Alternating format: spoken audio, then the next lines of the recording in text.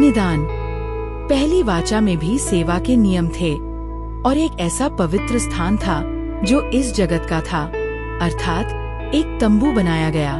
पहले तंबू में दीवट और मेज और भेंट की रोटियां थीं और वह स्थान पवित्र स्थान कहलाता था।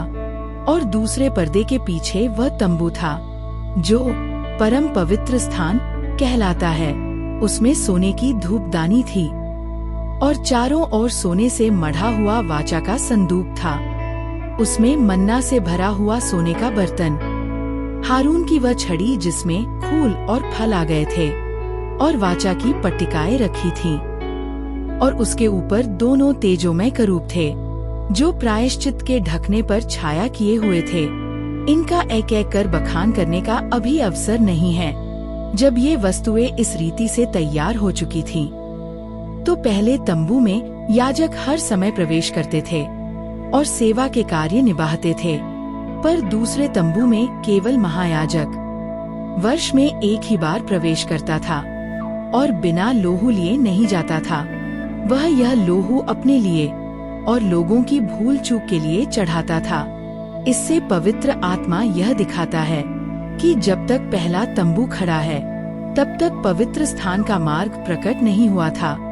और ये तंबू वर्तमान समय के लिए एक दृष्टांत था, जिसमें ऐसी भेंटें और बलिदान चढ़ाए जाते थे जो आराधना करने वालों के विवेक को सिद्ध नहीं कर सकते थे, क्योंकि वे केवल खाने पीने की वस्तुओं और भांति भांति के स्नान विधानों पर आधारित शारीरिक नियम थे जो सुधार के समय तक के लिए नियुक्त किए गए थे।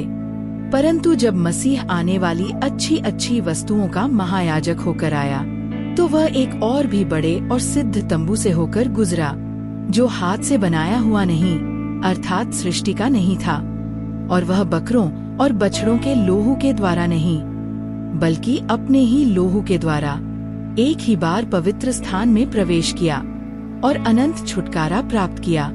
क्योंकि जब बकरों और बैलों का लोहू और बछिया की राख अशुद्ध लोगों पर छिड़कने से शरीर की शुद्धता के लिए पवित्र करती है, तो मसीह का लोहू, जिसने अपने आप को सनातन आत्मा के द्वारा परमेश्वर के सामने निर्दोष चढ़ाया, क्यों तुम्हारे विवेक को मरे हुए कामों से शुद्ध न करेगा, ताकि तुम जीवते परमेश्वर की सेवा करो।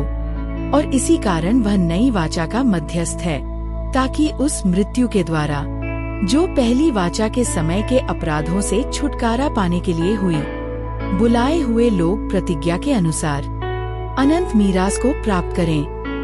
क्योंकि जहाँ वाचा बांधी गई है, वहाँ वाचा बांधने वाले की मृत्यु का समझ लेना भी आवश्यक है, क्योंकि वाचा मरने पर ही पक्की होती है, और जब तक वाचा बांधने वाला जीवित रहता है, तब तक वह प्रभावी नहीं होती।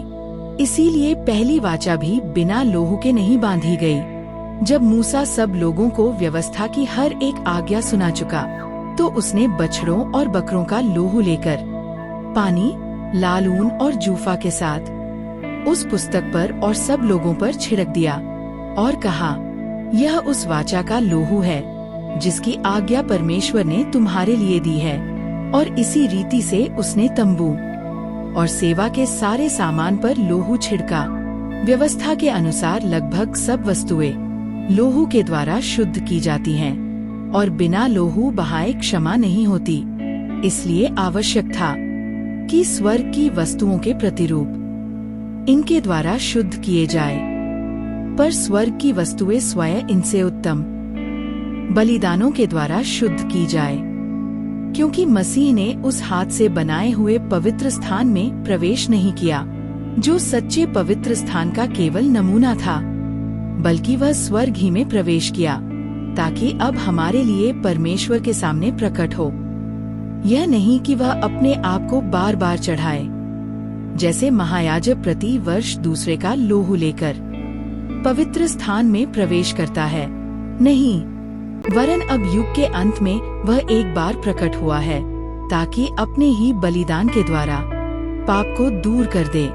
और जैसे मनुष्यों के लिए एक बार मरना और उसके बाद न्याय का होना नियुक्त है, वैसे ही मसीह भी बहुतों के पापों को उठा लेने के लिए एक बार बलिदान हुआ और जो लोग उसकी बाट जोहते हैं उनके उद्धार के लिए दूसरी बार बिना पाप के दिखाई देगा।